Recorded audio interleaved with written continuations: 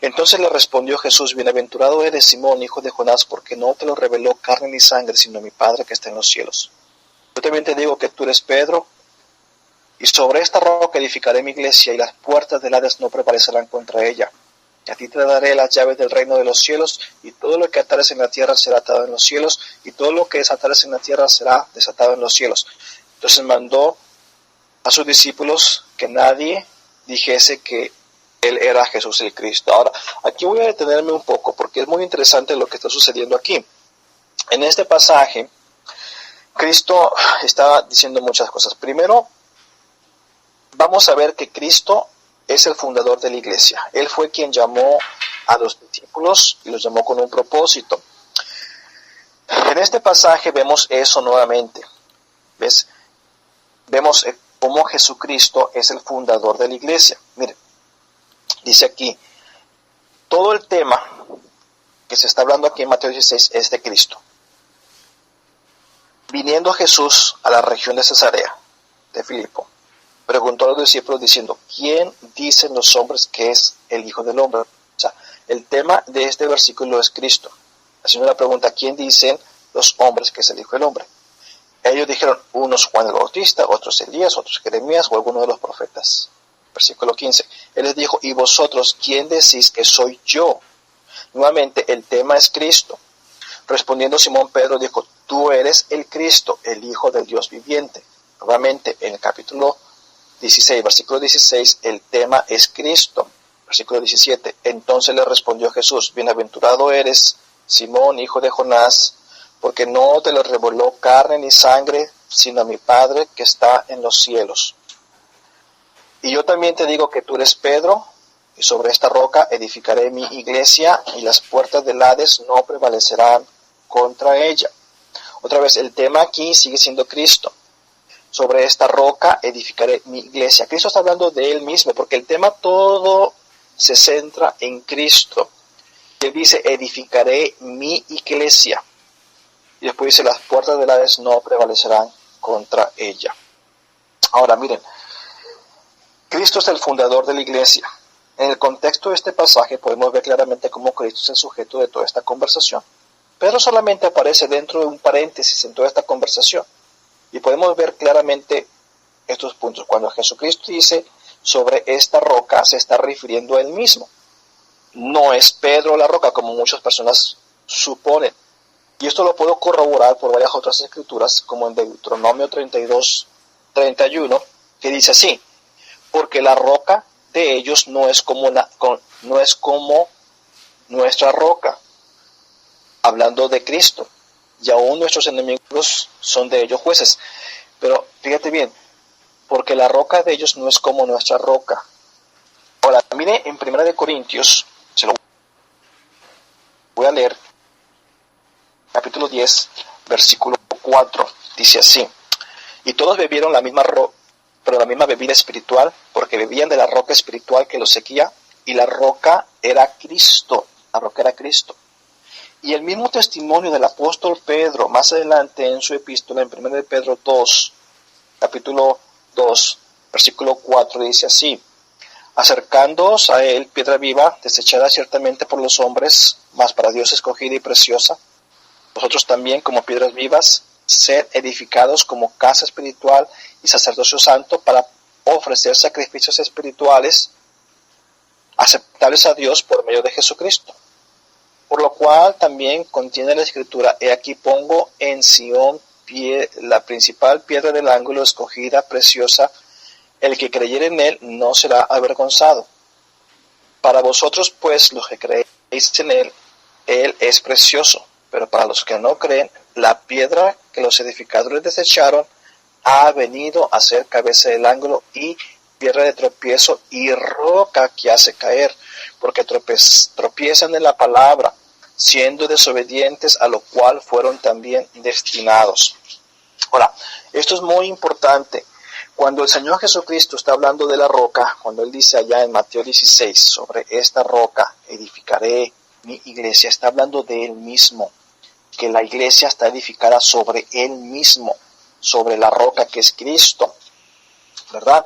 Ahora, también dice edificaré edificaré mi iglesia. ¿Okay? Cuando dice edificaré, Cristo estaba hablando de la iglesia que él había comenzado y que seguiría en forma futura edificando por todas las edades. La palabra de Dios dice, edificaré mi iglesia. Edificaré mi iglesia. Edificaré. Estaba hablando nuevamente, vuelvo y repito, de la iglesia que él ya había comenzado y que seguiría en forma futura y continua, edificando por todas las edades. Por eso es que en Efesios capítulo 3, versículo 21, el apóstol Pablo dice, a él sea la gloria en la iglesia en Cristo Jesús por todas las edades, por los siglos de los siglos. Amén. Fíjense, dice aquí que la gloria debe ser a Cristo en la iglesia por todas las edades. O sea, lo que nos está diciendo aquí, que Cristo no solamente fundó la iglesia, que Cristo es el fundamento de la iglesia, pero también que Cristo iba a edificar la iglesia, pero iba a haber una perpetuidad en la iglesia que Jesucristo fundó. Y sigue diciendo, y las puertas del Hades no prevalecerán contra ella. O sea, Cristo habla del poder de la iglesia y su permanencia a través de los ataques satánicos. Esto es bien importante que podamos todos entender, hermanos, que la iglesia que Jesucristo estableció desde Mateo capítulo 4, cuando él andaba caminando en el mar de Galilea, sigue estando en pie hoy este día. Hermanos, había una promesa de perpetuidad en la iglesia. Ahora, pongámonos a pensar un momentito. ¿Cuál es esa iglesia? ¿Es la iglesia presbiteriana? ¿Es la iglesia metodista? ¿La iglesia carismática? ¿La iglesia católica?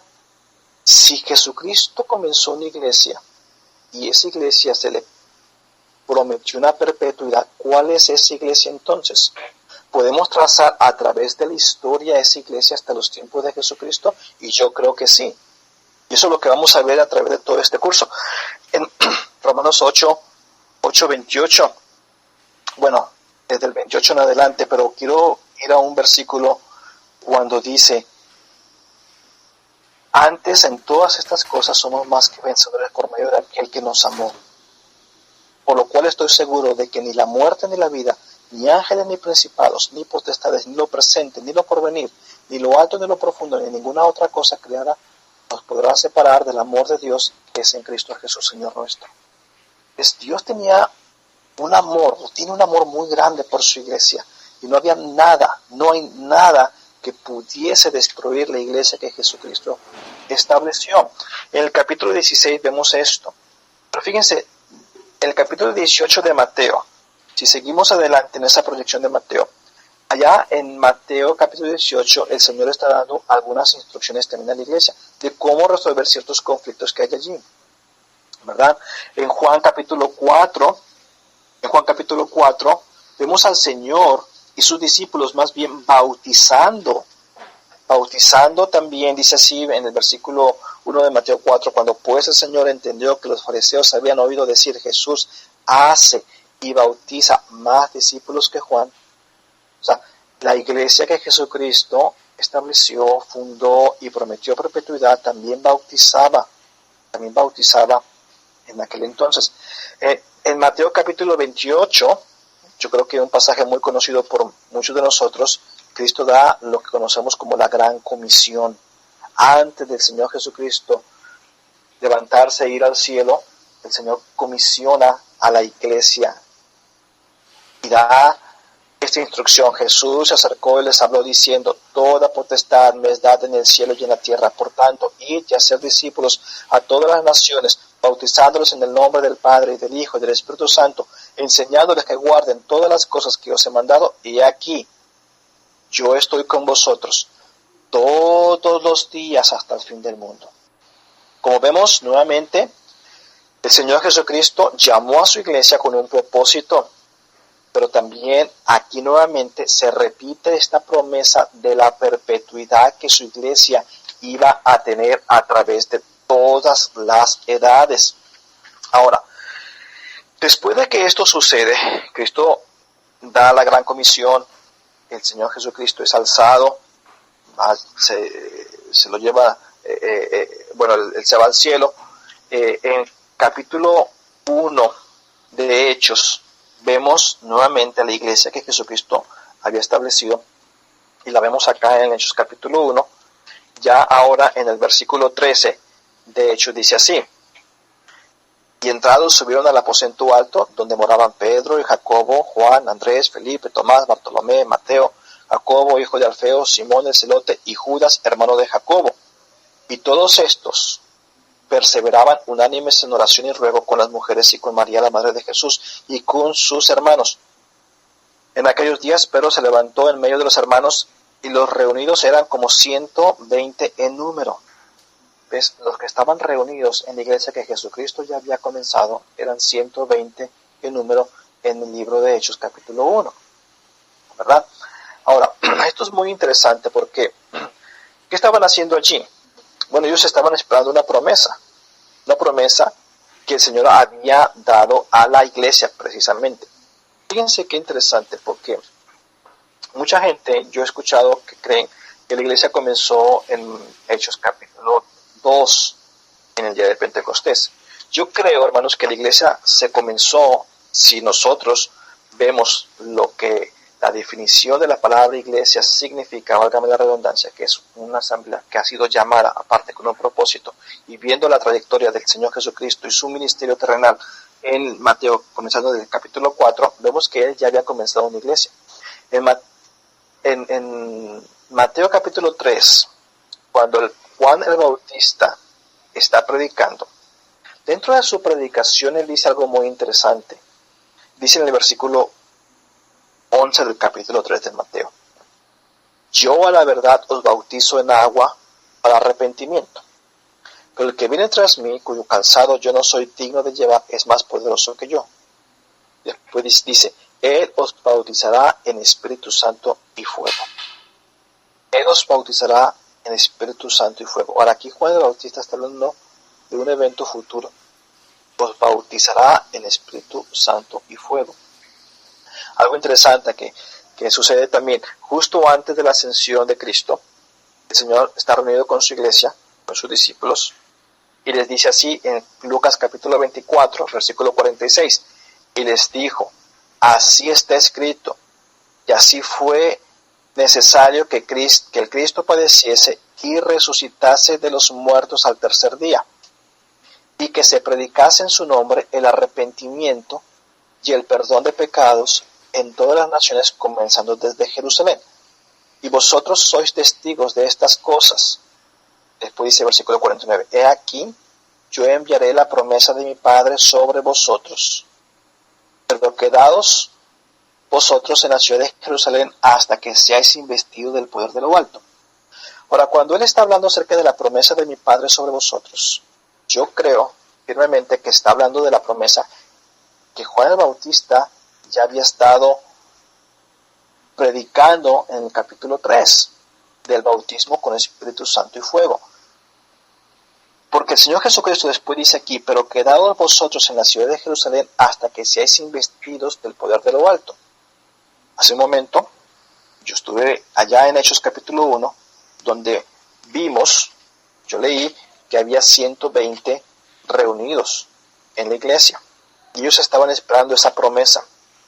Fíjate, en el capítulo 1, versículo 8, el Señor Jesucristo nuevamente antes de su ascensión viene y les dice: pero recibiréis poder cuando haya venido sobre vosotros el Espíritu Santo, y me seréis testigos en Jerusalén, en toda Judea, en Samaria y hasta lo último de la tierra.